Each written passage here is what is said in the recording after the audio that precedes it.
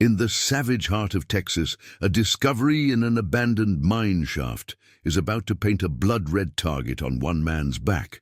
Jake Cooper was digging fence posts on his drought-stricken ranch when he found it, a mysterious black treasure that would make him the deadliest train gang's most wanted man. Now the infamous Burke Gang, the most ruthless band of killers ever to terrorize the railroads, are circling his land like vultures over dying cattle. They think they're hunting a simple rancher who stumbled onto their secret. They're dead wrong. Jake Cooper didn't survive the bloodiest Apache wars by being simple. He didn't build his ranch from nothing by being weak. The savage skills that kept him alive through 3 years of frontier warfare are about to teach these train robbers a brutal lesson about underestimating a Texas rancher. This isn't just another tale of frontier violence.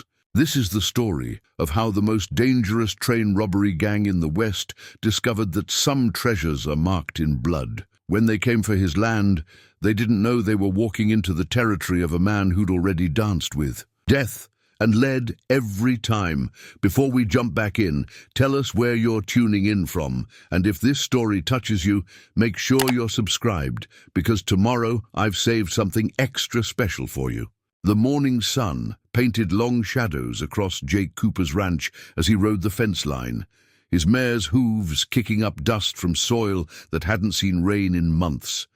3 years of drought had turned what was once fertile grazing land into a harsh expanse of cracked earth and withered grass. His cattle were growing thinner, just like his hopes of keeping the ranch alive. "Easy there, Belle," he murmured, patting the horse's neck as she sidestepped a rattler. The snake slithered away, as desperate for water as everything else in this. In part of Texas, Jake's weathered face showed the strain of years fighting this unforgiving land, but his eyes remained sharp, constantly scanning the horizon with the wariness of a man who'd seen too much frontier violence to ever fully relax. Sarah. Mitchell's arrival broke the morning silence, her horse approaching at a steady trot. The neighboring rancher's daughter had grown from a pigtailed nuisance into a fierce ally, helping manage her father's spread since consumption had started eating away at his strength. Her blonde hair caught the sunlight as she rode, but Jake noticed her usual smile was missing. "Train came through again last night," she said without preamble. "Third time this week, off schedule. Pa says he heard gunshots near the canyon, but Sheriff Wilson claims it was just coyotes." Jake's jaw tightened. The railroad had brought change to their corner of Texas, not all of it good. Strange men had been appearing in town, wearing city clothes but carrying gun calluses on their hands. The local sheriff's sudden wealth hadn't gone unnoticed either. "Your pa still planning to sell?" Jake asked, though he already knew the answer. Sarah's father had been offered 3 times what his drought-stricken ranch was worth. "He's considering it." Sarah's voice carried an edge of worry. "Same men came back yesterday, said they're particularly interested in the old mining tunnels under our south pasture. Offered even more money if we sell this week." Jake's hand unconsciously moved to the object hidden in his saddlebag, wrapped in old leather. He'd found it 3 days ago, while digging post holes near those same tunnels. The black substance wasn't like anything he'd seen before, but something about it had made his skin crawl. That night, he'd noticed the first strange train. "Sarah," he said carefully, "those tunnels run under my land too. Have you seen any—" The distant sound of hooves cut him off. 4 riders appeared on the ridge, silhouetted against the morning sun. They weren't ranch hands or local cowboys. Their horses were too fine, their gear too new. One man split off, heading toward them while the others continued along the ridge. "Miss Mitchell," the rider called out, his smile too practiced to be genuine. "Your father said we might find you out here. Mr. Burke sends his regards and hopes you've had time to consider his generous offer." Jake watched the man's hands, noting how they never strayed far from his gun belt. This was no railroad company man. The way he carried himself spoke of violence barely contained beneath that polite exterior. "Tell Mr. Burke thank you," Sarah replied coolly, "but we need more time to consider our options." The man's smile didn't waver, but his eyes hardened. Time is a luxury, Miss Mitchell. Mr. Burke's offer won't last forever. We wouldn't want anything unfortunate to happen to your father's health while you're deciding. Jake shifted slightly, letting his coat fall open to reveal his gun. The man's gaze flicked to the weapon, then back to Jake's face. Recognition flickered. In his eyes. "Mr. Cooper, I presume we've heard about you. Former cavalry scout, wasn't it? Apache Wars." The friendly tone carried an undercurrent of threat. "Mr. Burke might be interested in your property as well. Those old mining tunnels could be valuable." "My land's not for sale," Jake said flatly. "Neither is my privacy." The man's smile finally faded. "Everything's for sale, Mr. Cooper, one way or another. Good day to you both." He wheeled his horse around and rode off to rejoin his companions. Sarah waited until the riders were out of earshot. "Jake, what's really going on? First the strange trains, now Burke's men watching the tunnels. They're looking for something." Jake touched the package in his saddlebag again. "Sarah, I need to show you something, but not here. Too many eyes on the ridgeline." They rode in silence to an old line shack near the creek bed. Inside, Jake carefully unwrapped the leather bundle. Sarah's sharp intake of breath echoed his own first reaction to the black crystalline formation. "I found it in one of the post holes," he explained, "near where the old mining tunnels collapsed back in '75. It's not like any mineral I've ever seen.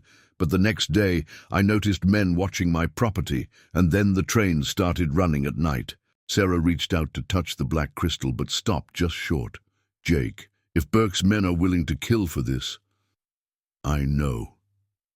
He rewrapped the treasure carefully. "But this is my land, my home. I didn't survive the Apache Wars to be run off by railroad thugs."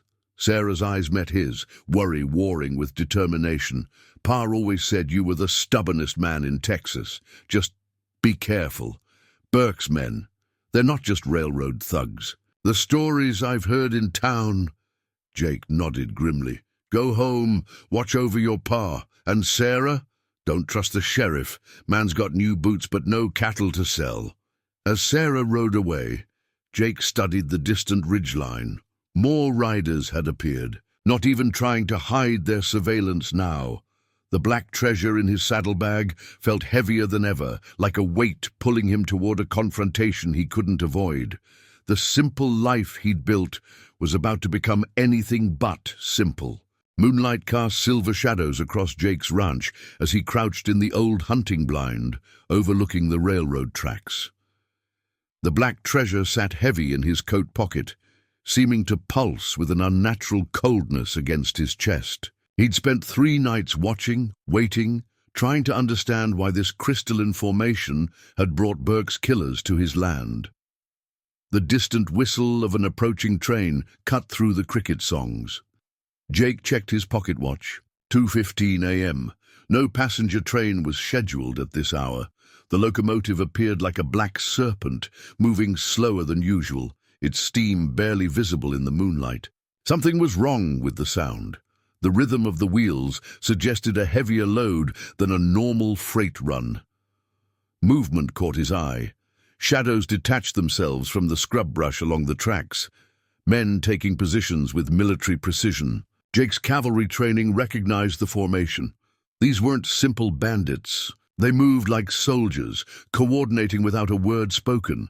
The train slowed further, almost crawling now. Jake counted 12 men emerging from hiding spots. Their rifles weren't typical cowboy weapons. They carried new Winchester repeaters, the kind that cost more than most ranches made in a year. A sharp whistle pierced the night, a signal. The train ground to a halt, perfectly positioned between 2 rises where no one from the main road could spot it. The men moved with practiced efficiency, opening cargo doors and beginning to unload heavy crates. "Quite an operation, isn't it?" The whispered voice nearly made Jake jump. He spun, Colt already half drawn, to find an old man crouched beside him. William Hawkins, the station master from Twin Rivers, held up his hands in a peaceful gesture. "Easy. There, Cooper, I'm not with them. The old man's eyes were sharp despite his weathered face. Been watching these nighttime deliveries for 2 months now, trying to figure out what Burke's really running through my station. Jake slowly lowered his gun. You're a long way from Twin Rivers, Hawkins. Had to see where they were taking it. All. Hawkins nodded toward the train. Those crates, army markings, but no army shipments are scheduled on this line, and that black stuff you found, there's more where that came from, deep in those old mines. Below them, the men continued their work with clock-like precision. Jake noticed they handled some crates with extreme care, like they contained something that could shatter or explode. Burke's building something big, Hawkins continued, using the old mine tunnels for storage. But that black crystal, it's what brought them here in the first place. There's rumors in town, stories about similar finds up north. Wherever it appears, death follows. The crystal seemed to grow colder in Jake's pocket. What is it? Don't. Rightly know. But 2 weeks ago, a prospector came to my station. Said he'd found something in the hills that glowed at night. Next morning, they found him with his throat cut. Burke's men buried him quiet-like, then started watching the mines. A horse whinnied softly in the darkness. Both men froze as new. Riders approached the train. Better dressed than the others, their horses worth more than most men's yearly wages. Jake recognized Burke himself, his silver-handled revolvers gleaming in the moonlight. "Right on schedule," Burke's voice carried clearly in the night air. "Any problems?" "Cooper's still holding out," one of his men reported. "Mitchell's girl, too, but they'll sell, or they'll have accidents." "No accidents," Burke snapped. "Not. Yet we need those tunnels intact, the buyer's coming in 3 days. Once we deliver the shipment and the crystals, this whole territory belongs to us. Anyone who doesn't fall in line can disappear after that." Jake's hand tightened on his gun, but Hawkins placed a restraining hand on his arm. "Not yet, son. You take on Burke's whole crew, you'll die quick. And then there'll be no one left to stop what's coming." "And what exactly is coming, Hawkins?" The old man's eyes reflected the moonlight like chips of ice. "War, Cooper. Burke's not just running guns, he's building an army. And that black treasure you found, it's just the beginning. There's something evil in those hills, something that should have stayed buried. And Burke's buyer knows exactly what it is." They watched in silence as the unloading continued. Jake counted the crates, memorized faces, noted every detail his cavalry training had taught him to observe. But his mind kept returning to the cold. Crystal in his pocket, and the growing certainty that he'd stumbled onto something far darker than mere weapons smuggling. Dawn was breaking as Jake finally rode back to his ranch house. The night's observations had left him with more questions than answers. But one thing was clear. Time was running out. In 3 days, Burke's mysterious buyer would arrive. Whatever the black treasure truly was, whatever forces it had attracted to this quiet corner of Texas, the final confrontation was approaching like a storm on the horizon, and Jake Cooper was riding straight toward it. Twin Rivers wasn't much of a town, just a dusty main street with a saloon, general store, and the railway station squatting beside the tracks like a tired guard dog. But as Jake tied his horse outside the saloon, he noticed the changes. New faces, expensive horses, men wearing city clothes but carrying themselves like killers. Inside, conversations died as he entered. Jake recognized Burke's men scattered throughout the room, watching him with predatory interest. He made his way to the bar, where Tom Miller, the owner, was polishing glasses with shaking hands. "Mighty brave coming into town, Cooper," Miller muttered, sliding him a whiskey. "Or mighty foolish." "Heard about Jenkins," Jake replied quietly. "Found dead in the mines?" Miller's hands shook harder. "Official stories he fell. Accident. But Martha at the boarding house says his throat was cut clean, says she saw men carrying strange black rocks from his claim before Burke's boys buried him." The crystal in Jake's pocket seemed to grow colder. At a corner table, Two of Burke's men leaned forward, straining to hear. "Sheriff's not investigating?" Miller's bitter laugh was barely a whisper. "Sheriff's got himself a new house. New horses, too. Funny how that happens on a lawman's salary." The saloon doors swung open. Sarah Mitchell entered, ignoring the sudden tension. She carried herself with deliberate confidence, but Jake saw the fear behind her eyes as she approached. "Pa's selling," she said without preamble. Burke's men visited again, made it clear refusing wasn't healthy. Her voice cracked slightly. "Jake, they knew about his consumption, knew exactly how bad it's gotten. Said it would be a shame if he caught pneumonia in this dry weather." One of Burke's men smirked at a nearby table. Jake's hand itched for his gun, but he kept still. Starting. A fight now would only give them an excuse. "That's not all," Sarah continued, even quieter. "Chinese rail workers been disappearing. Going into the mines for Burke, never coming out. And there's talk of a special train coming. Important buyer from back east. Someone who knows what that black rock really is." The salon's batwing doors creaked again. Sheriff Wilson strutted in, his new silver star gleaming against his black. A vest. His deputy wore matching new gun belts. Burke's money on display for all to see. "Cooper," the sheriff nodded, false friendship in his voice. "Ain't safe for honest ranchers in town these days. Lots of accidents happening. Best head home before dark." The threat hung in the air like gun smoke. Jake finished his whiskey slowly, deliberately. "Appreciate the concern, Sheriff. How's that investigation into Jenkins' death coming?" Wilson's friendly mask slipped for just a moment, revealing something cold and hungry underneath. "Accidents happen in mines. Best not go poking into things that don't concern you." Jake stood, noting how the sheriff's hand drifted toward his gun. "Everything that happens in my territory concerns me." "Your territory?" Wilson laughed, but his eyes remained dead serious. "Way I hear it, won't be yours much longer. Smart man. Would sell while he can still walk away." Jake headed for the door, Sarah falling in beside him. Outside, more of Burke's men had gathered, watching them mount up with predatory interest. 3 days, Sarah whispered as they rode out. "That's when the buyer arrives. Pa says Burke's offering triple now, but after that..." She didn't finish the sentence. Jake touched the crystal in his pocket, remembering Jenkins' fate. The black treasure had brought death to these hills, and now the whole territory balanced on a knife's edge. In 3 days, something was coming that would change everything, and Jake Cooper was the only thing standing in its way. Jake woke to the smell of smoke. Through his bedroom window, an orange glow painted the pre-dawn sky. His barn was burning. Grabbing his Winchester, he rushed outside to find Burke's men waiting. 6 riders in a half-circle, their faces illuminated by the inferno consuming his livelihood. "Just a taste, Cooper," their leader called out. Jake recognized him as Burke's second-in-command, a killer known only as Thorn. "Boss says to consider it a friendly warning. Next time, might not be just the barn that burns." The black crystal in Jake's shirt pocket seemed to pulse with cold energy, as if responding to the flames. One of his horses screamed from inside the burning structure. Without hesitation, Jake sprinted toward the barn.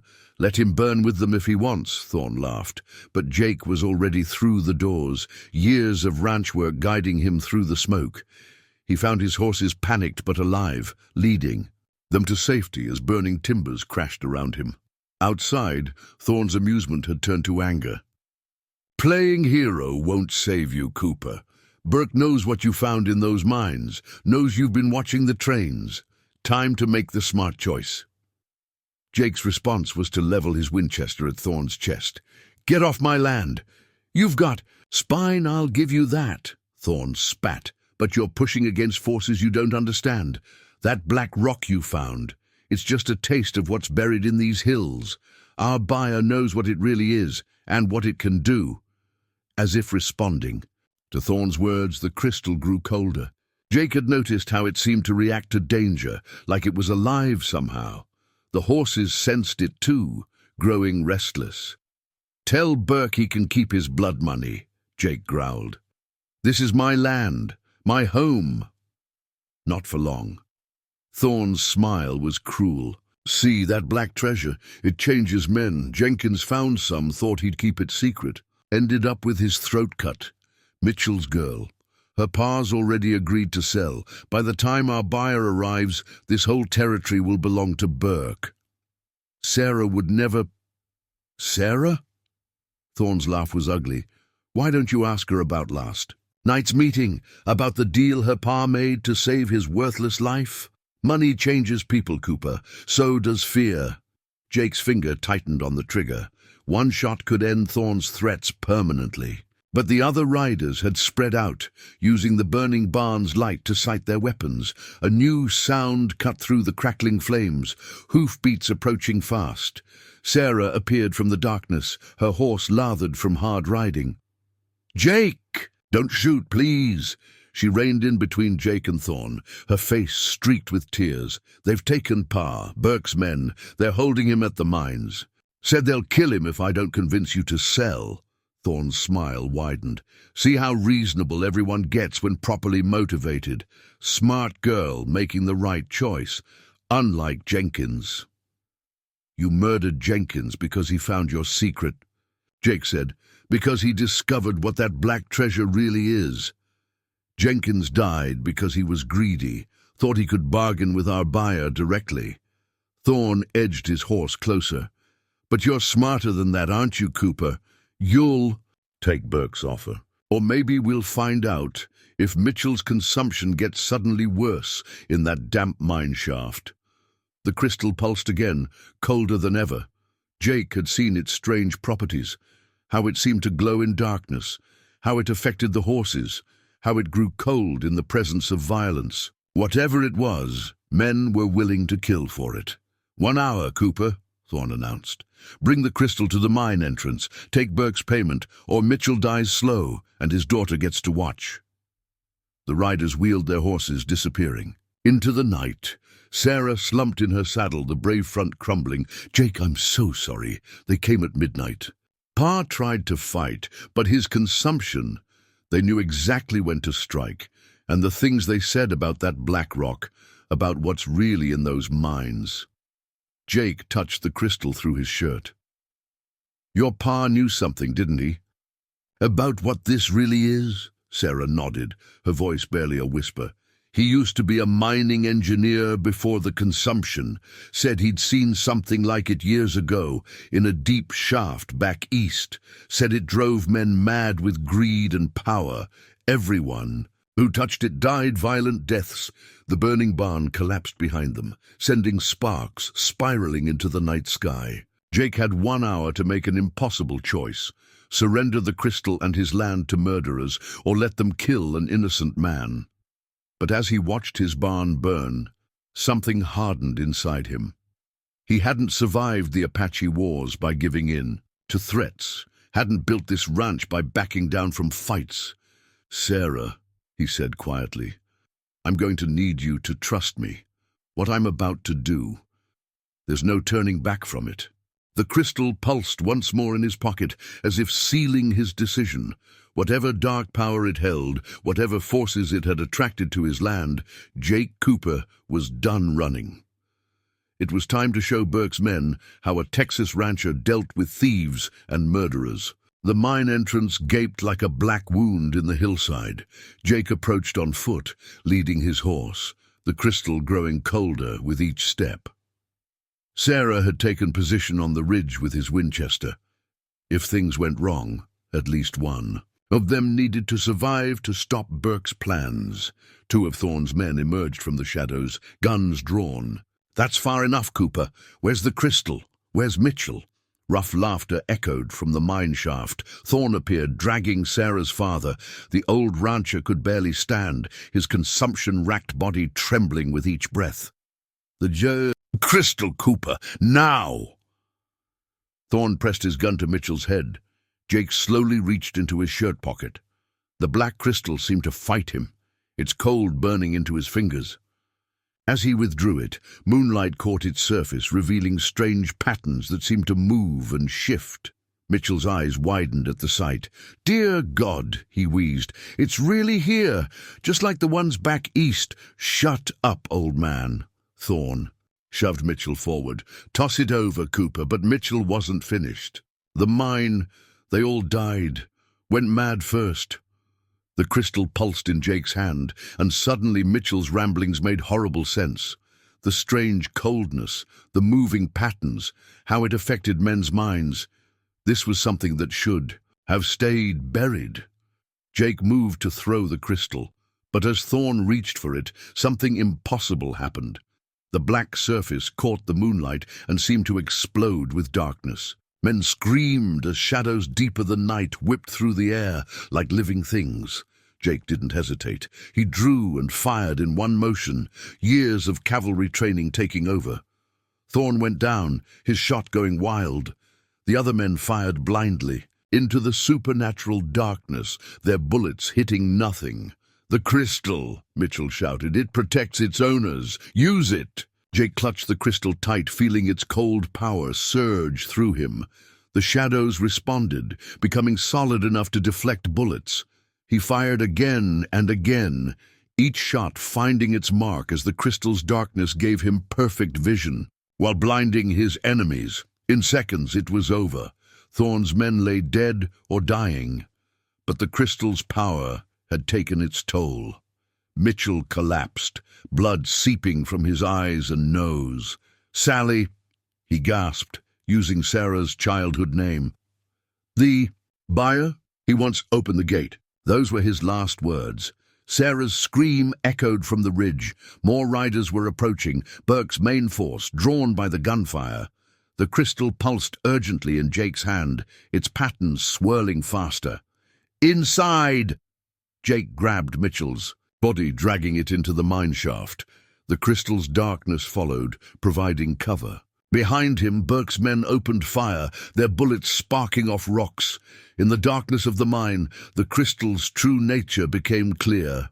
Its patterns weren't random. They were a map, showing tunnels and chambers deep beneath the earth. And somewhere in those depths, something was waiting.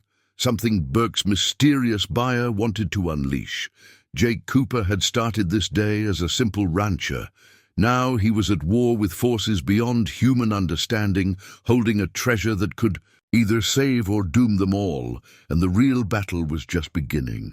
The old Chinese man was waiting in the hidden chamber, surrounded by glowing crystals identical to Jake's. His eyes were milky with blindness, but he turned unerringly toward them as Jake and Sarah entered, as if he could sense the crystals. "Power, I am Chen Wei," he said softly. "Once I was chief engineer for the railroad, until I saw what Burke's men discovered in these depths." His blind eyes seemed to follow the crystal in Jake's hand. "You carry it well. Most men go mad within. Hours of touching the black treasure." Sarah cradled her father's body, still fighting tears. "What is it? What killed my father?" "Your father died because he knew the truth." Chen touched one of the glowing crystals. "These are not of this earth. My people have legends of black stars that fell from heaven, bearing gifts of great power. And terrible curses." Jake felt the crystal pulse in response to Chen's words. "Burke's buyer, he knows what these really are?" "Oh yes." Chen's smile was grim. "He seeks what lies beneath, an ancient chamber sealed by my ancestors centuries ago. The crystals are merely keys to a much darker power." He turned his sightless eyes to Sarah. "Your father was helping me prevent Burke from finding it. Now that task falls to you both." Movement in the tunnel caught Jake's attention. He drew his gun, but Chen raised a peaceful hand. More Chinese workers emerged from hidden passages, carrying mining tools that could double. And weapons. Among them was Hawkins, the station master. "My network of allies," Chen explained. "We've been sabotaging Burke's operation where we can. But time grows short. The buyer arrives tomorrow on the midnight train." "We watched you fight above," Hawkins added. "Saw how the crystal responded to you, Cooper. Chen says that's rare. Most men it drives insane or kills outright." Jake studied the gathered faces, railroad workers, miners, men who'd been invisible until now. Burke has an army. We have something better. Chen gestured to the glowing crystals. Knowledge. These passages honeycomb the entire territory. Burke's men control the surface, but down here we are the ghosts they fear. Sarah stood, grief hardening into resolve. Pa died trying to stop them. I want to know why. Chen nodded approvingly. The buyer seeks 5 special crystals, keys to open the sealed chamber. Burke has 3. You hold the 4th, Cooper. The 5th. He smiled mysteriously. The 5th is somewhere they'll never find it without our help. What's in the chamber? Jake asked, though part of him dreaded the answer. Power beyond imagining, or doom beyond measure. The legends are unclear. Chen's blind eyes seemed to see straight through them. But if it is opened by one with evil intent, death will be the least of our concerns. Hawkins cleared his throat. Burke's men are searching the tunnels. We need to move. Wait. Sarah touched one of the glowing crystals. These markings, they're like the ones Pa studied. He was mapping something. Your father was brilliant. Chen nodded. He discovered the true purpose of the rail line. Burke didn't build it for trains. He built it following the crystal patterns, creating a massive symbol visible only from above. The sealed chamber lies at its heart. Jake felt the crystal grow colder. Tomorrow's midnight train is no train at all, Chen finished. It carries the buyer and the ritual materials needed to open the chamber. Once the 5 keys are united. He left the sentence unfinished. The crystal pulsed with urgency. Jake looked at the gathered allies, outcasts and invisibles, yet each with skills and knowledge vital to what was coming. He'd started this fight thinking it was about land. Now he was in a war for something far greater. Tell us everything, he said. We've got until midnight tomorrow to stop them. The crystal flared with cold fire, as if approving his decision. In its light, Jake saw determination replace fear in the faces around him. They were an unlikely army. A rancher, a rancher's daughter, a blind Chinese mystic, a station master, and a group of railroad workers. But they were all that stood between. Burke's forces and whatever dark power lay sealed beneath the Texas earth, and the clock was ticking. U.S. Marshal Daniel Cole rode into Twin Rivers like Judgment Day on horseback. Even Burke's men melted away from the street as the lawman passed, his long-barreled Colt worn low and his silver star catching the morning sun. Jake watched from the shadow of the general store, the crystal in his pocket growing colder with each step of the marshal's horse. That's far enough, Cooper. Cole's voice carried the weight of federal authority. Got witnesses saw you kill 3 men at the mine last night. Time to surrender peaceful-like. Jake stayed in the shadows, noting how Sheriff Wilson and his deputies had positioned themselves on nearby rooftops. This wasn't an arrest. It was an ambush. Funny thing about witnesses, Marshal, Jake called back. Man kills 3 armed riders in self-defense, usually gets a fair hearing. Unless someone's already paid for a different version of events. Cole's weathered face revealed nothing. Way I hear it, you're interfering with legitimate railroad business. That's federal jurisdiction. Burke's got papers proving he owns mineral. Rights to these lands. Papers bought with blood money. Sarah emerged from the general store, her voice carrying across the street. My father's blood, Marshal. Or didn't Burke's men tell you about that murder? The crystal pulsed warning. Jake spotted more of Burke's men moving into position behind the marshal. Cole had to know they were there, yet he did nothing to stop them. Got a warrant for your arrest, Cooper, Cole continued, as if Sarah hadn't spoken. We can do this easy, or we can add resisting a federal officer to your charges. Before you serve that warrant, Hawkins' voice rang out from the station platform, might want to examine these. He held up a sheaf of papers. Telegraph transcripts, coded messages between Burke and certain federal officials, including orders. for weapon shipments that never appeared in any official ledger. Cole's hand drifted closer to his gun. Station master ought to know tampering with federal communications is a hanging offense. So is conspiracy to murder. Chen's quiet voice came from behind the marshal. The blind man stood in the street, somehow having appeared without anyone noticing. And trafficking in forbidden artifacts. The black crystal troubles you, doesn't it, Marshal? You feel it's cold even from here. For the first time, Cole's composure cracked. His eyes darted to Jake's pocket where the crystal lay hidden. You don't know what forces you're dealing with, old man. But you do. Jake stepped forward, understanding dawning. You're not here to arrest me. You're here for the buyer. You know what's really in those mines. Cole's smile was cold as the crystal. Smart man. Too smart to live once Burke's employer arrives. Last chance, Cooper. Surrender the crystal or this town burns. Like you burned the last town.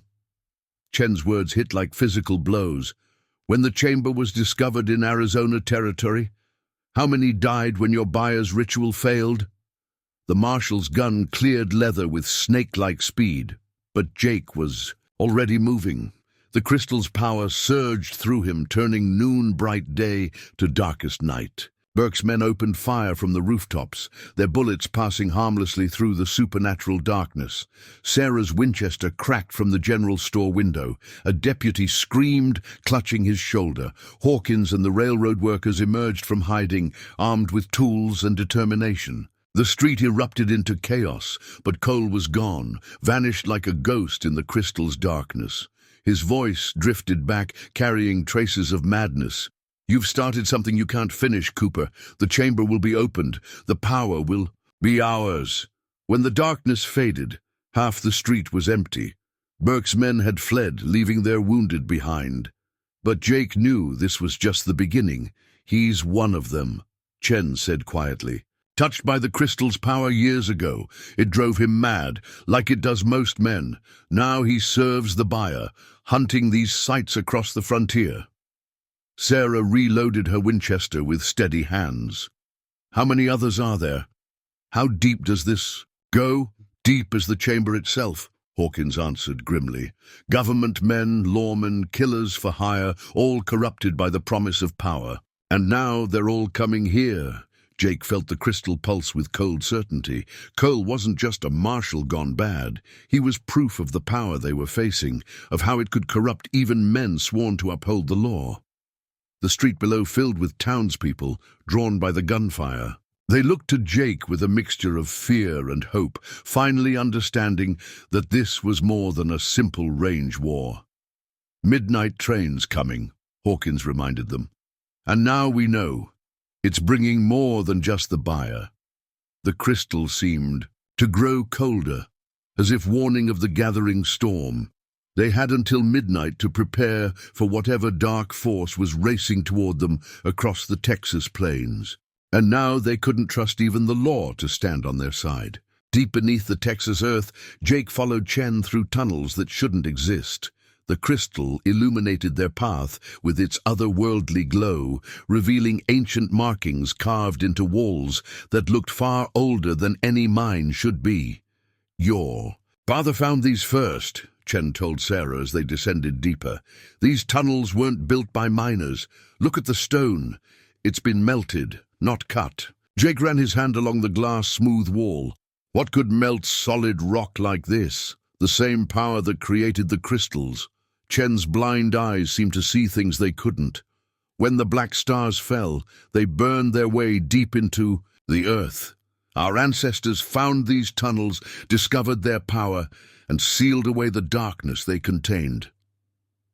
The crystal pulsed stronger as they reached a vast chamber. Railroad ties and modern mining equipment lay scattered about, but beneath them were stone circles, carved with symbols that made Jake's eyes hurt to look at them.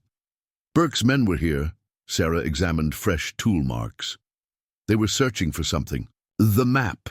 Chen touched the ancient symbols. Your father decoded part of it. The rail line follows a pattern, a key drawn across the whole territory.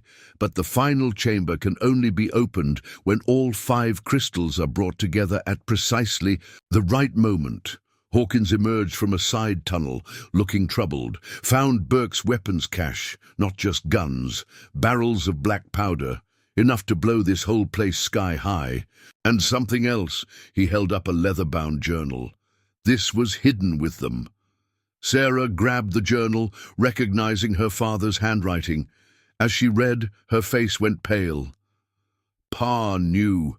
He knew what was down here, what Burke's buyer really wants. She looked up, eyes wide with horror. The chamber doesn't just contain power. It's a doorway to somewhere else. The crystal grew painfully cold as Jake read over her shoulder. The journal's pages were filled with calculations, star charts, and desperate warnings. Mitchell had discovered that the rail line's pattern wasn't just a key. It was a massive symbol designed to channel power from the black crystals into the sealed chamber. The buyer needs 5 crystals, Chen explained, because the doorway requires 5 points of power. When the midnight train arrives, it will complete the circuit. If they succeed in opening the chamber... His voice trailed off. What comes through? That doorway? Jake demanded. According to these notes, Sarah's voice shook, something that was sealed away centuries ago, something that promised power to those who would free it, but brought only death and madness. A distant explosion rocked the tunnel. Burke's men had found one of the entrances. The crystal's darkness swirled around them protectively as rocks fell from the ceiling. They're earlier than expected. Hawkins checked his pocket watch. Still, hours till the midnight train. Because they're not trying to open the chamber yet, Jake realized. They're trying to flush us out, drive us away from whatever's hidden down here. Chen nodded gravely. The buyer needs the 5th crystal, the one we've hidden. Without all 5, the doorway remains sealed. More explosions echoed through the tunnels. They could hear Burke's men shouting, growing closer. The crystal's power resonated with the ancient symbols, making them glow with an inner light. We can't let them take the tunnels, Sarah clutched her father's journal. If these notes are right, this is about more than just our land now. Jake felt the crystal's cold certainty. They were trapped underground with Burke's killers closing in, but they had one advantage. These tunnels held secrets older than Texas itself, and the crystal seemed to know them all. Chen, he said, you know these passages better than anyone. How do we use them against Burke's men? The blind man smiled mysteriously. Your father wasn't just mapping the tunnels, he told Sarah. He was mapping their power. The crystal doesn't just show the way. It can reshape the passages themselves. As if in response, the crystal flared. The ancient symbols blazed brighter, and Jake felt something shift in the rock around them. These weren't just mines. They were a maze built by powers beyond human understanding, and they were about to teach Burke's men why some secrets should stay buried. Hawkins made his move just as they reached the main chamber. One moment he was behind them. The next, his gun was pressed against Sarah's head. The crystal in Jake's pocket erupted with cold warning. Too late. Drop it, Cooper. Hawkins friendly. Mask had vanished, replaced by something cold and calculating. The crystal, now, or she joins her father. You've been working for Burke all along. Jake kept his voice steady, mind racing for options. Burke? Hawkins laughed harshly. Burke's just another pawn. The buyer, now there's a man with vision. He showed me things, Cooper. Things hidden in tunnels like these all across the frontier. Powers that could change everything. The crystal's darkness swirled around them, but Hawkins seemed prepared. He pulled something from his vest, a crystal shard of his own, glowing with sickly yellow light. The darkness recoiled from it. Surprised? Hawkins pressed the gun harder against Sarah's temple. Did you think you were the only one who could use their power? The buyer's been collecting these for years. Each one different, each one a key to something greater. Chen stood absolutely still, his blind eyes focused on something they couldn't see. The corruption has spread further than we feared. How many others have been turned? Turned? Hawkins smiled, and for a moment his face seemed to shift, becoming something inhuman. Enlightened is a better word. The buyer showed us the truth. These crystals aren't just keys to a door. They're keys to evolution itself. The chamber's ancient symbols began to pulse in rhythm with both crystals. Sarah struggled, but Hawkins held her with inhuman strength. The midnight train isn't coming to open the chamber, Hawkins continued. It's coming to complete a transformation that began centuries ago. But we need all 5 crystals, and you're going to help us find the last one. Jake's crystal flared with protective cold. Or what? Or I'll show you what these crystals can really do to human flesh. Hawkins pressed his yellow crystal against Sarah's cheek. She screamed as it burned her skin, leaving symbols like those on the tunnel walls. Stop! Jake moved forward, but Hawkins' gun didn't waver.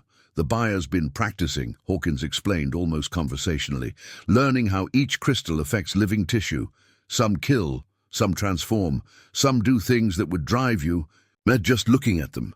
Shall we experiment on Miss Mitchell, see what happens when my crystal meets her blood? More footsteps echoed through the tunnels, Burke's men approaching from multiple directions. They'd been herded here, Jake realized.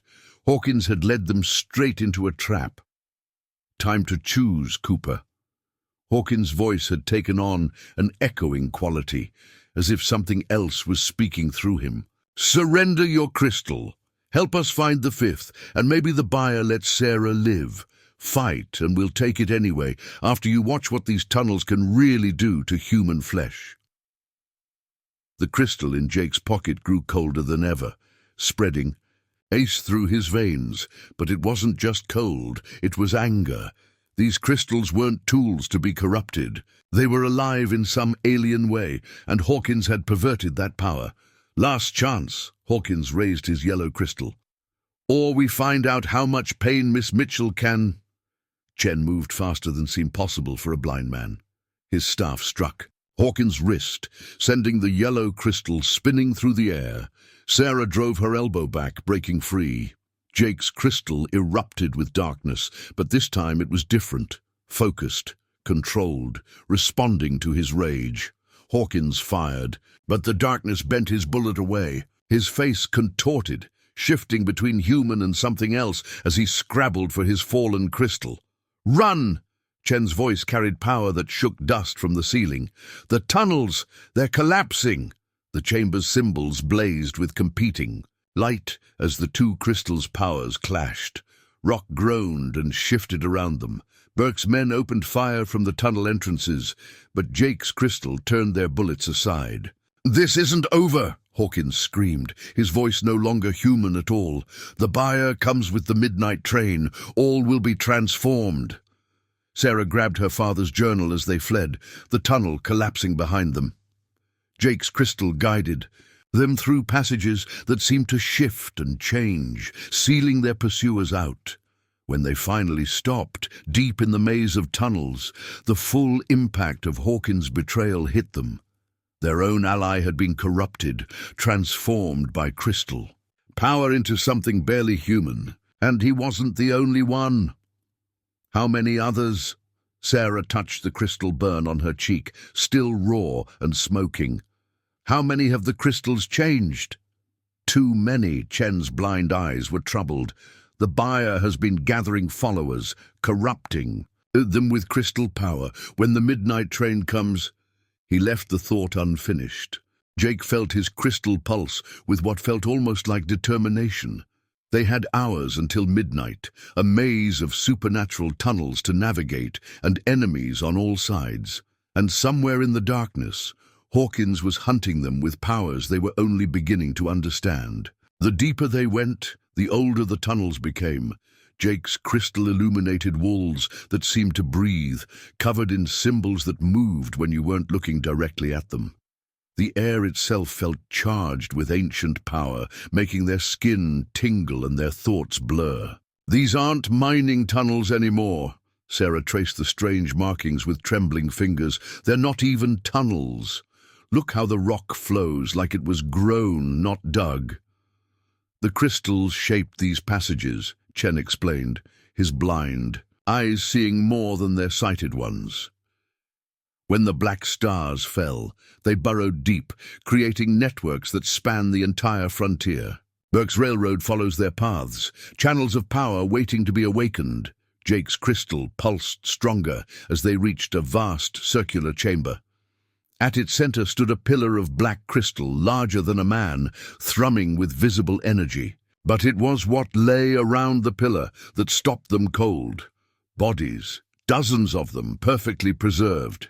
Chinese railroad workers, settlers, Native Americans, all arranged in a spiral pattern around the crystal pillar, their flesh partially transformed into the same black mineral. "My God," Sarah whispered. "How long have they been here?" "Some for centuries." Chen knelt beside one of the bodies. "The crystals. They don't just kill. They change, transform. Each person who touched them became part of their network. But these poor souls, they were sacrifices, used to power something worse." Jake's crystal resonated with the pillar, sending waves of cold warning through his body. The dead faces seemed to watch them, their features caught between human and mineral. "Your father found this place," Chen told Sarah softly. "That's why he had to die. He discovered what Burke's buyer really wants, not just power, but transformation, the ability to reshape humanity itself." The crystal pillar's energy pulsed stronger, and the preserved bodies began to glisten with unnatural light. Jake noticed, with horror, that some of them were moving slightly, as if the crystal was still working changes in their flesh even after death. "The buyer believes he can control it," Chen continued. "Use the 5 crystals to channel the power, transform himself into something beyond human. But the crystals have their own desires, their own plans." As if in response, Jake's crystal flared. Images filled his mind, visions of the black stars falling, of ancient peoples discovering their power, of ceremonies and sacrifices meant to contain something that should never have been unleashed. "There," Sarah pointed to markings on the pillar. "The same symbol that's marked out by the railroad tracks. They built the rail line following these patterns, creating a massive—" She consulted her father's journal. "A massive conducting circle. The trains aren't just for transport. They're carrying power along the crystal paths." A distant sound echoed through the tunnels. Hawkins's voice, but twisted and inhuman, calling to them. The transformed station master was hunting them through the crystal maze. "The 5th crystal," Jake turned to Chen. "Where is it?"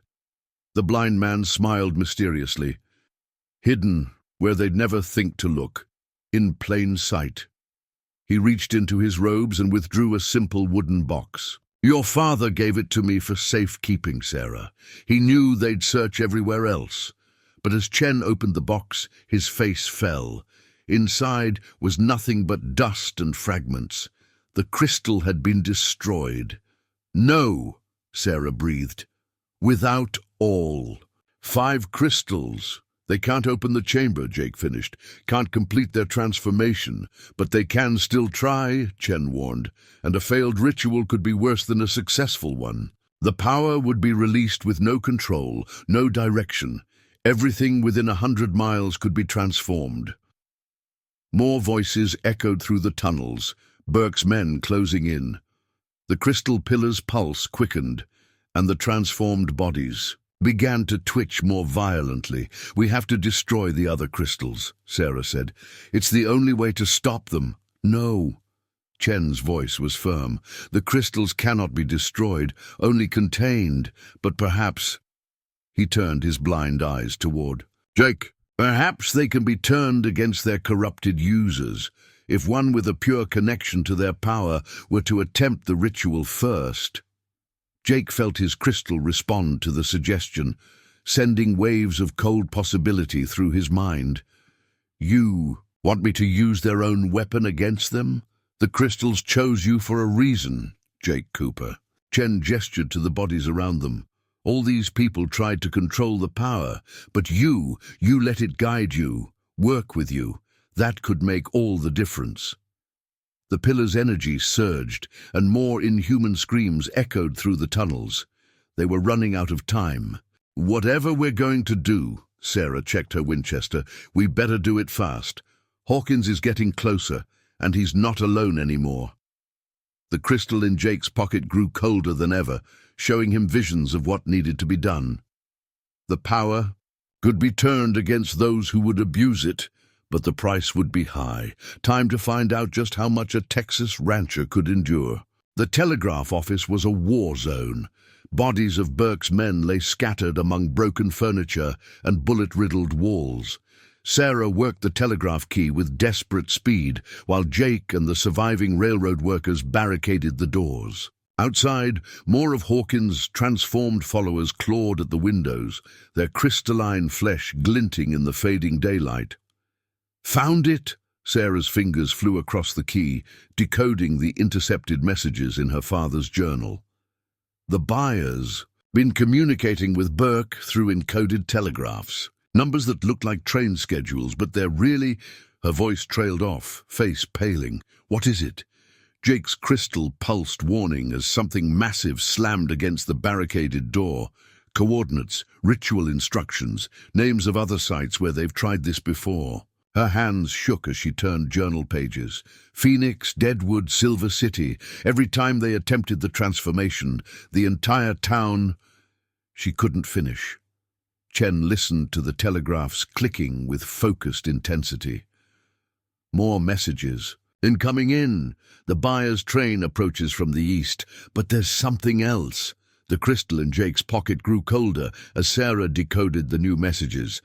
Outside, the transformed men's inhuman shrieks reached a fever pitch. "My God," Sarah whispered. "The midnight train. It's not just bringing the buyer.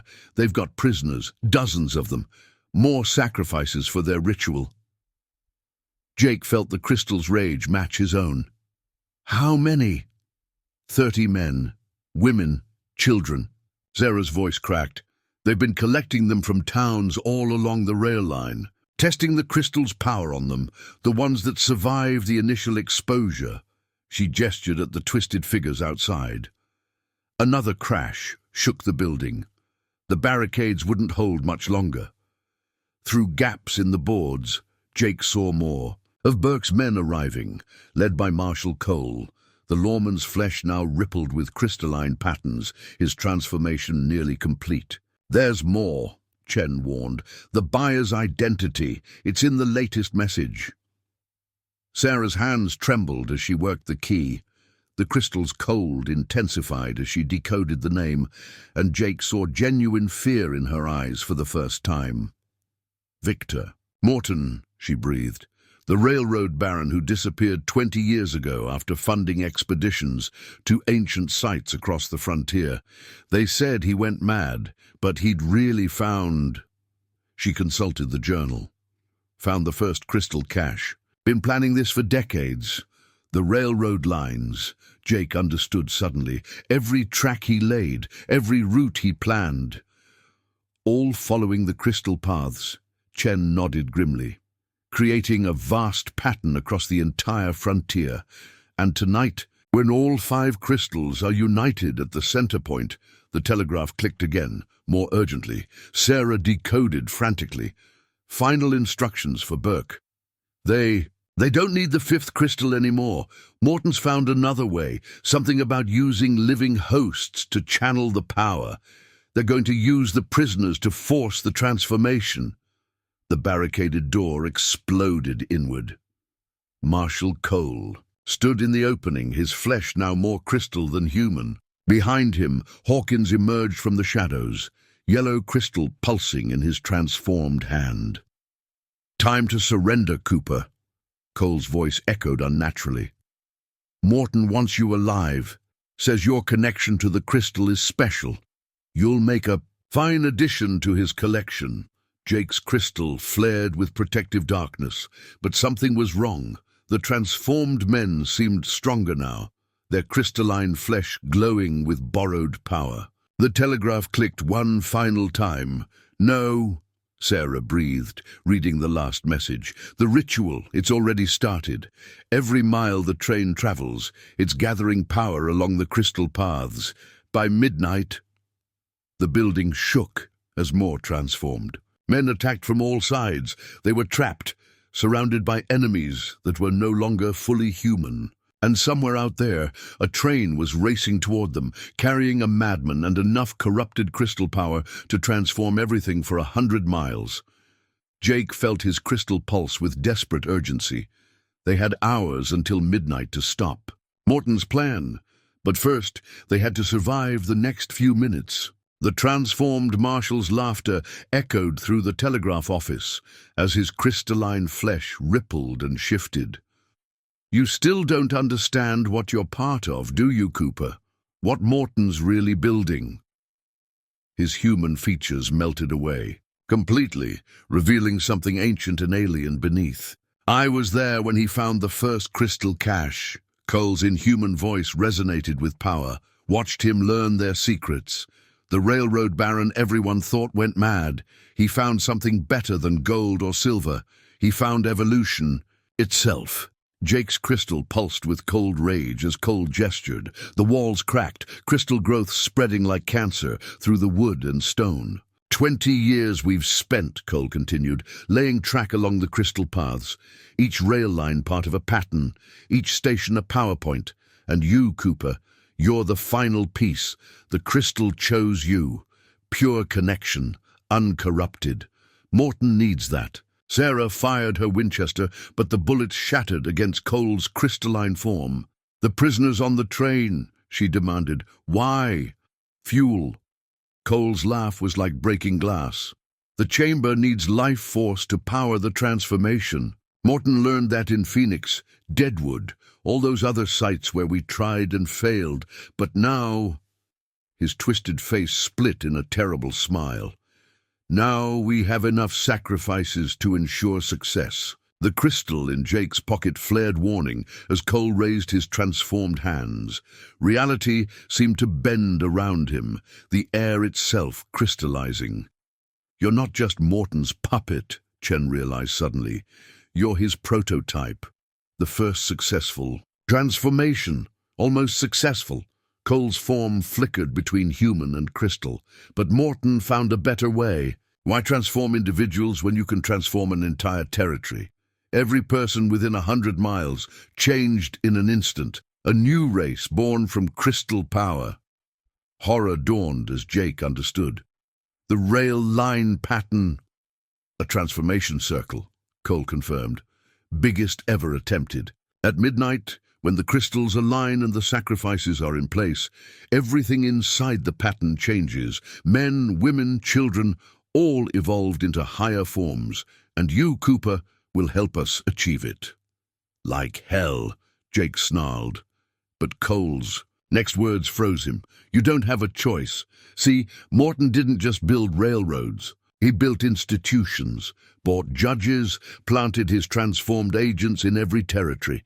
That badge I wear, United States government authorized everything we've done. By sunrise, this will all be officially a tragic mining accident, and the new crystal-powered beings emerging from the disaster. Progress, evolution, the future." Sarah's face went pale as she checked her father's journal. "The other sites, the government covered them all up. Military quarantines, restricted zones. They're not stopping Morton. They're helping him experiment." The crystal's cold intensified as Cole raised his hands again. "Last chance, Cooper. Join us willingly, or we take what we need. Either way, by midnight," Jake's crystal responded. Before Cole could finish, its darkness lashing out with protective fury. But the marshal's crystalline form simply absorbed it, growing stronger. "Your crystal fights for you," Cole observed. "Pure connection. Exactly what Morton needs. Take him." The transformed men surged forward, but Chen's staff swept out, trailing light that held them back. "Run! The tunnels! There's still one path." "They don't know!" Jake grabbed Sarah as Chen smashed the floor, revealing a hidden passage. They jumped as Cole's power crystallized the air where they'd stood. "You can't stop evolution, Cooper." Cole's voice followed them into the darkness. "The government, the railroads, the law, it's all part of Morton's plan. By midnight, the whole territory transforms. Your crystal can't fight the future." They ran through ancient tunnels as Cole's laughter echoed behind them. The crystal guided their steps, but Jake felt its cold rage. They'd thought they were fighting mere criminals. Instead, they faced a conspiracy that reached into the highest levels of power, and the clock was ticking toward midnight. The tunnels led them back to Jake's ranch, but what they found there shattered any hope of sanctuary. Burke's men had transformed the property into a fortress, with crystalline growths erupting from the earth like alien architecture. The barn and house were encased in living crystal pulsing with unnatural light. "They're using it as a focus point," Chen explained as they watched from cover. "The ranch sits at the center of the rail line pattern. When midnight comes, a horrific screech. Cut him off." Hawkins emerged from the crystallized barn, his transformed body now more geometric than human. The yellow crystal had spread through him like a disease, turning him into a living prism of razor-sharp edges. "I can smell your crystal's power, Cooper." Hawkins' voice fractured like breaking glass. "The pure connection. Give it to us now, and maybe Morton lets some of the territory survive unchanged." Jake's crystal flared with protective cold, but Sarah grabbed his arm. "Wait! Look!" Through the crystalline walls of the barn, they could see figures moving, prisoners being herded into position by Burke's transformed men. Men, women, children, sacrifices for Morton's ritual. "We have to save them," Jake growled, but Chen held him back. "Not yet. Your crystal, it's showing you something, isn't it?" Jake nodded. The crystal's cold had changed, becoming more focused. It was revealing patterns in the crystalline growths, weaknesses in their structure, and something else. The black powder, he realized. Burke's men stored it in the barn before the crystal took over. It's still in there, surrounded by all. The transformed rock. Sarah checked her father's journal frantically. "Pa's notes. Crystalline forms are powerful but brittle. A strong enough shock could shatter them," Chen finished, "and free the prisoners in the chaos. But the timing must be perfect." More transformed men emerged from the barn, their crystalline flesh catching the setting sun like faceted mirrors. The sight sent chills through Jake that had nothing to do with his crystal's cold. These weren't men anymore. They were walking fragments of something alien and hungry. "Cooper!" Hawkins called again. "The train approaches. Morton's power grows." Last chance to surrender. Instead of answering, Jake let his crystal's power flow through him. The darkness spread, but this time he directed it with purpose. The shadows crept through crystalline cracks, seeking the stored black powder. "When I give the signal," he told Sarah, "fire into the barn. Aim for the powder kegs." The prisoners. "The crystal will protect them. Trust me." The transformed men were moving closer, geometric shapes shifting and flowing as they walked. Jake felt his crystal pulse in time with the larger formations, understanding finally how to turn their power against them. "Now!" Sarah's Winchester cracked. The bullet sparked against crystal, then found black powder. For a moment, time seemed to stop.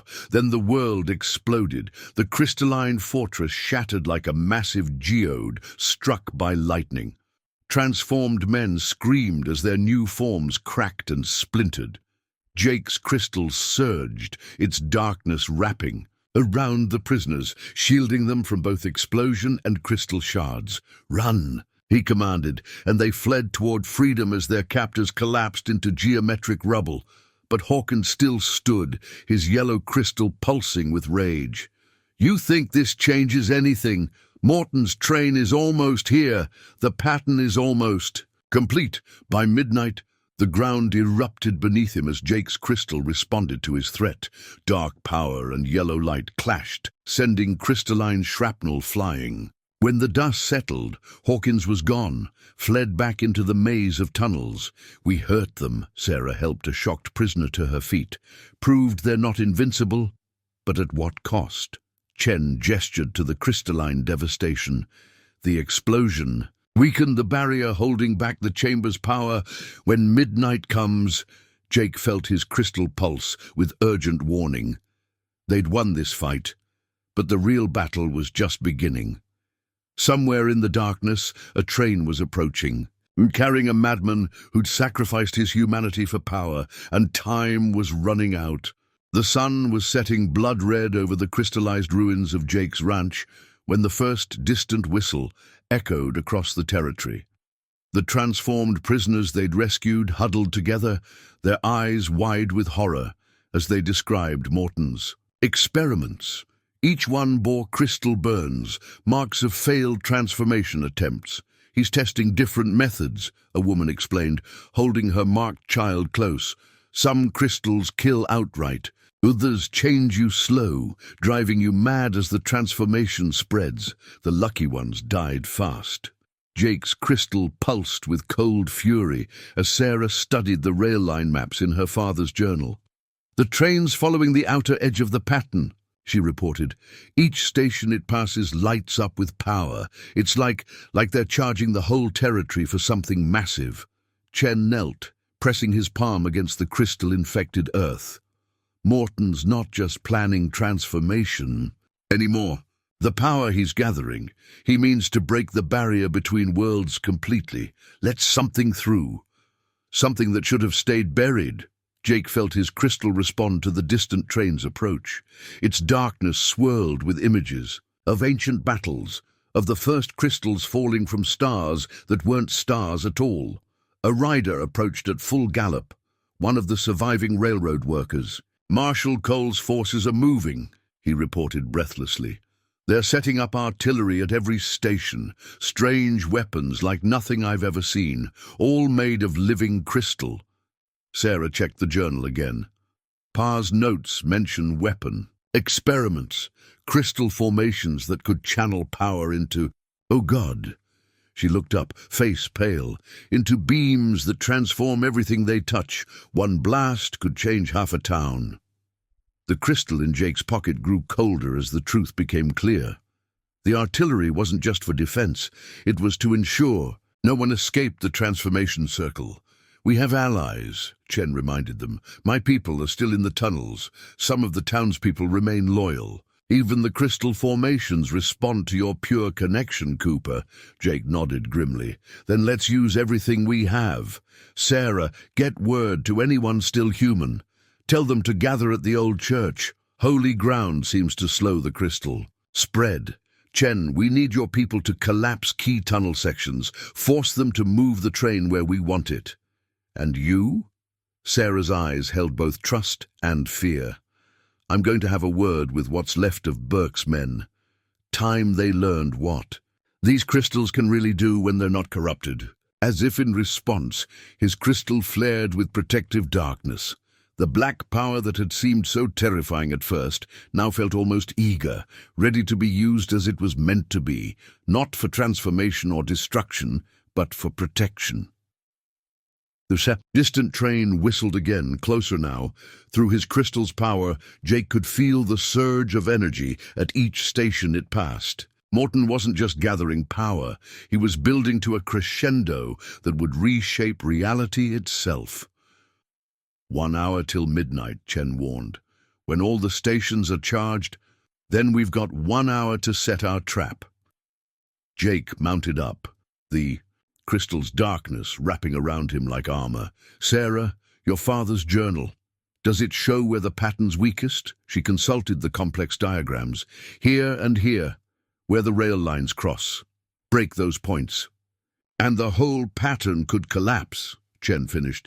"But the backlash of power could transform everything for miles." The rescued woman clutched her child tighter. "Or worse. We saw what happened in Phoenix when the ritual went wrong. The things that came through." Another whistle, another surge of power. The crystalline growths around them pulsed in response, spreading further across the land. They were running out of time. "Get everyone in position," Jake ordered. When Morton's train arrives, he'll find more than just transformed slaves waiting for him. Time to show him what these crystals can do in the hands of someone they chose freely. As his allies scattered to their tasks, Jake felt the crystal's cold certainty fill him. The power didn't want to transform or destroy. It wanted to protect, to maintain the barrier between worlds. Morton had corrupted that purpose, but tonight they would set it right, or die trying. The midnight train appeared like a demon from hell, its smokestack belching crystal-infected steam that glowed with otherworldly light. The engine had been transformed, living crystal growing across its iron skin like baroque armor. Even the wheels sparkled with geometric patterns as they thundered along Morton's corrupted rail line. From his position near the crossing point, Jake watched through his crystal's darkness as more transformed horrors emerged from the passenger. Cars, former men twisted into crystalline weapons, their flesh reshaped by Morton's experiments. Marshal Cole rode beside the train on a horse that was more mineral than animal, its hooves striking sparks from the rails. All units in position. Sarah's whisper came through the crystal-enhanced darkness. She commanded the townspeople from the church bell tower, their rifles loaded with crystal-shattered bullets that Chen's people had prepared. But Jake, there's something wrong with the train. He saw it too. Between the passenger cars filled with Morton's transformed soldiers, cattle cars packed with prisoners rattled past. But these weren't just more sacrifices. These people were already changing, their flesh taking on geometric patterns as the train's corrupted power worked on them. He's starting the transformation early. Chen's voice held horror. Using the rail line's power to begin the process. By midnight, the crystal in Jake's pocket grew colder than ever as the train's whistle screamed. The sound was wrong, echoing with harmonics that shouldn't exist. Every crystalline growth for miles pulsed in response, spreading faster across the territory. Then, Morton himself appeared, standing on the train's rear platform. The railroad baron's transformation was horrifically complete, his human form entirely replaced by a geometric approximation of life. Multiple crystal cores pulsed within his transparent flesh, each one a different color, each one stolen from another site like this. "I can feel your crystal's power, Cooper." Morton's voice resonated like breaking glass. "Pure connection, untainted, the final key I need." He raised crystalline hands, and reality bent around him. "Surrender it now, and I'll ensure your transformation is painless." Jake's response was to trigger the first trap. Chen's people detonated charges in key tunnels, sending vibrations through the crystal-infected ground. The patterns began to crack, disrupting the power flow along the rail lines. Morton actually laughed. "You think you can break my work so easily?" His transformed flesh rippled as he absorbed the disruption. "I've spent 20 years building this pattern. Every rail line placed with mathematical precision, every station positioned to channel power. Even your resistance was calculated." More explosions rocked the territory as Sarah's people attacked the transformed artillery positions. But the crystal weapons fired back, sending beams of geometric light that changed everything they touched. Trees twisted into crystal sculptures. Earth transformed into faceted glass. "You're too late," Morton's voice carried triumph. "The pattern is nearly complete. When midnight strikes, every living thing within it will transcend flesh. A new race will be born. Reality itself will..." Jake's crystal flared suddenly, its darkness lashing out with purpose. For just a moment it touched Morton's transformed flesh, and both men staggered as knowledge flowed between them. Jake saw Morton's true plan, not just transformation, but invasion. The pattern wasn't just meant to change this territory. It was meant to break down the walls between worlds, allow something ancient and crystalline to return to Earth. And Morton saw the truth of Jake's crystal, how it had chosen him, worked with him instead of trying to dominate him. For the first Time, uncertainty crept into the Baron's geometric features. "Kill him," Morton commanded. "Bring me that crystal." His transformed army surged forward as midnight approached. Marshal Cole led the charge, his crystalline flesh blazing with stolen power. Behind them, the train's whistle screamed again, and the prisoners inside began to change faster. Jake felt his crystal pulse with cold certainty. Everything had led to this moment. All the power Morton had gathered, all the lives he'd corrupted, all focused on this one point in time and space. But Morton had made one critical mistake. He'd spent so long trying to dominate the crystal power that he'd never understood its true purpose. These alien fragments hadn't fallen to Earth to transform humanity. They'd fallen to protect it. Time to show Morton what crystal power could really do in the hands of someone who understood that truth. Midnight struck like a crystal hammer on the world's anvil. Every transformed rail line, every corrupted station, every geometric growth pulsed with power that shouldn't exist in this reality. Morton stood atop his nightmare train, arms raised. As energy surged through his transparent flesh, each stolen crystal core blazing within him.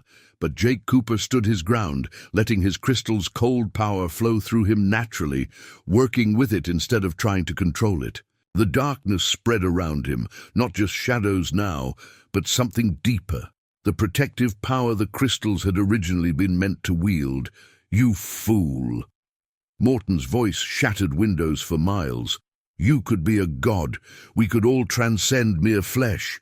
Why do you resist evolution itself?" "Because that's not what these crystals are for." Jake's words carried the weight of certainty as the truth finally crystallized in his mind. "They're not tools for transformation. They're guardians, sent to protect us from exactly what you're trying to let through." Marshal Cole led the charge, his crystalline form blazing with stolen power. But Sarah's people were ready. Crystal-shattered bullets struck the transformed lawman, creating fracture patterns that spread through his geometric flesh. He stumbled, and Jake's darkness whipped through the cracks, shattering him into 1,000 glittering shards. "The pattern!" Morton screamed. "Complete the pattern! Let them through!" His transformed army surged forward, but now Chen's people emerged from hidden tunnels, armed with mining charges that sent precise vibrations through the crystal-infected ground. The mathematical perfection of Morton's rail line pattern began to crack. "Sarah, now!" Jake commanded. From the church tower, Sarah fired her father's signal flare. All across the territory, townspeople who'd lived in fear of Burke's men now rose. Up, they attacked the artillery positions with crystal-shattered shot, disrupting the geometric weapons before they could fire their transforming beams. Hawkins appeared from the crystalline chaos, his yellow crystal pulsing with corrupted power. "The prisoners are almost fully transformed. Nothing can stop it now." But Jake's crystal had shown him the truth. He let its power guide him, darkness flowing out to touch each prisoner car. Inside, the half-transformed victims felt something change. The crystal power Morton had forced into them responded to Jake's pure connection, reversing its flow. "No!" Morton's geometric face twisted with rage. "The pattern, the power, 20 years of work." "Your pattern's breaking," Jake advanced through the chaos as his allies fought the transformed army. "Every crystal you corrupted is turning back to its true purpose. You never understood what they really are." Morton's stolen cores pulsed faster as he desperately tried to hold on to power that was slipping away. The train's crystalline armor began to crack as the midnight energy surged out of control. "You know nothing!" the transformed Baron raged. "I found them, I mastered them, I will open the way." Reality rippled as Morton poured everything he had into one final surge. The rail line pattern blazed with light that hurt the eyes, and something began to take shape in the air above the train. A doorway of geometric angles that shouldn't exist, opening onto a realm of living crystal. Through that impossible portal, shapes moved. crystalline entities that had waited eons to return, sensing Morton's corrupted invitation. This was what he'd really been working toward, not just transformation, but invasion. Jake felt his crystal pulse with ancient purpose. This was what it had been sent to prevent, what all the crystals had been meant to guard against. Not tools for transformation, but sentinels against precisely this kind of breach. Sarah, Chen, the crossing points. They understood instantly. Sarah's rifle and Chen's charges struck the rail line intersections simultaneously. Morton's carefully constructed pattern shattered at its weakest points. The geometric doorway began to waver. No! Morton's transformed flesh cracked as he tried to hold it open. I am your master! I control this power! The crystals don't want to be controlled. Jake advanced through the chaos as his allies fought the remaining transformed soldiers. They want to work with us, protect us, like they were meant to do. He let his crystal's power flow freely now, its darkness spreading to touch every corrupted growth, every transformed rail, every geometric soldier. Where Morton had forced change, Jake offered choice. Where the Baron had dominated, Jake cooperated. The crystal cores in Morton's transparent flesh began to pulse erratically. One by one, they reversed their energy flow, returning to their protective purpose. The transformed army started to change back, geometric patterns melting away to reveal human flesh beneath. What are you doing? Morton's voice cracked like breaking glass. Stop, I command you! But the crystals had chosen their true champion. Jake stood before the corrupted Baron, letting his crystal's darkness flow out to touch Morton's transformed flesh. In that connection, both men saw the truth again. But this time, it was Jake, who controlled the flow of knowledge. Morton saw what he could have been if he'd worked with the crystal power instead of trying to corrupt it. Saw the true purpose of these alien fragments sent to guard humanity against forces that would reshape reality itself. Saw how his own hunger for power had blinded him to a greater destiny. The geometric doorway above them began to collapse as the last of Morton's pattern failed.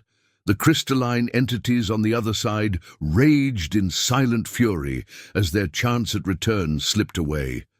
Morton made one final attempt to hold it open, pouring all his stolen power into the breach. I will transcend. No, Jake said quietly. Oh, you'll remember what it means to be human. His crystal's darkness wrapped around Morton completely. Every corrupted core in the Baron's transformed flesh reversed at once. The change he'd worked 20 years to achieve unraveled in moments. Morton screamed as geometric patterns melted away, leaving him human and frail and mortal once more. The doorway collapsed with a sound like reality itself shattering. Across the territory, crystalline growths crumbled to dust. The transformed rail lines returned to simple iron. The nightmare train's geometric armor fell away in glittering shards, and as midnight passed into morning, the crystals showed Jake one final truth. This wasn't the first time they'd defended humanity, and it wouldn't be the last. There would always be those who hungered for power, who would try to force change instead of earning it. That's why the crystals chose champions. Not to dominate or transform, but to protect and preserve.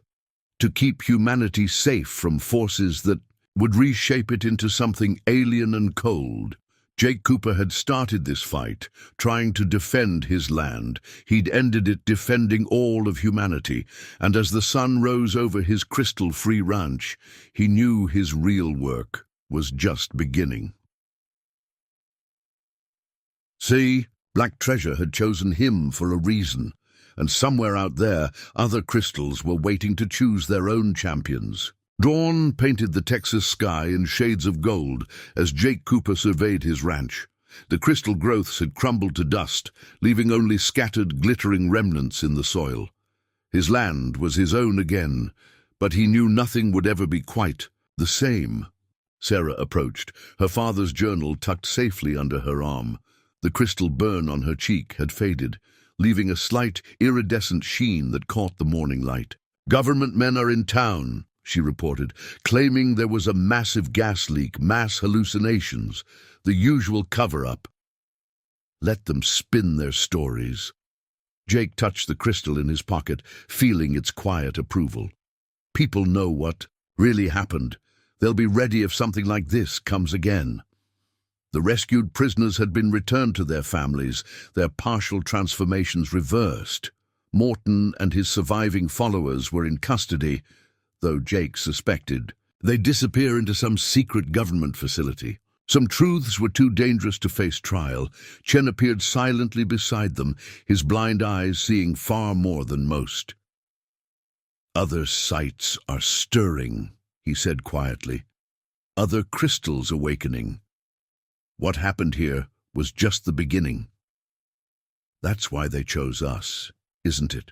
Jake watched townspeople rebuilding, stronger for having faced the impossible together, not just to stop Morton, but to be ready for what comes next. "The crystals remember," Chen nodded. "They know humanity will face more attempts at transformation, more breaches between worlds. They need champions who understand their true purpose." Sarah studied the journal's complex diagrams.